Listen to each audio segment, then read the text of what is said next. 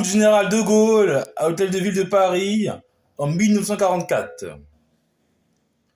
Pourquoi voulez-vous que nous dissimulions l'émotion qui nous étreint tous, hommes et femmes, qui sommes ici chez nous, dans Paris, debout pour se libérer, et qui a su le faire de ses mains?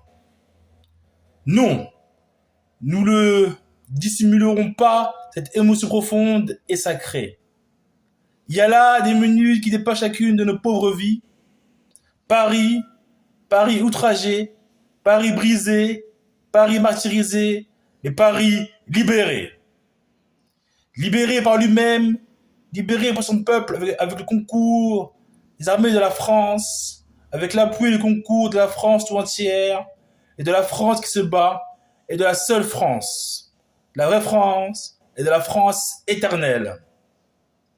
Eh bien, puisque l'ennemi qui tenait à Paris a capitulé dans nos mains, la France rentre à Paris chez elle.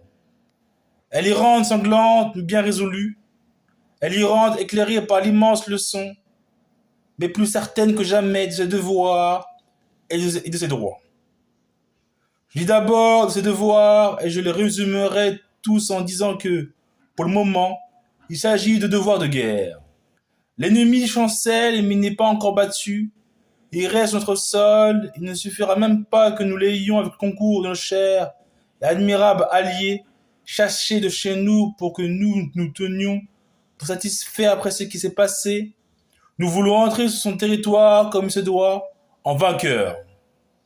C'est pour cela que l'avant-garde française est entrée à Paris à coups de canon. C'est pour cela que la grande armée française d'Italie a débarqué dans le Midi et remonté rapidement la vallée du Rhône.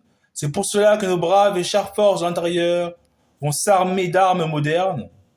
C'est pour cette revanche, cette vengeance et cette injustice que nous continuerons de nous battre jusqu'au dernier jour, jusqu'au jour de la victoire totale et complète. Ce devoir de guerre, tous les hommes qui sont ici, tous ceux qui nous entendent en France, savent qu'il exige l'unité nationale. Nous autres qui aurons vécu les plus grandes heures de notre histoire, nous n'avons pas à vouloir autre chose que de nous montrer, jusqu'à la fin digne de la France. Vive la France!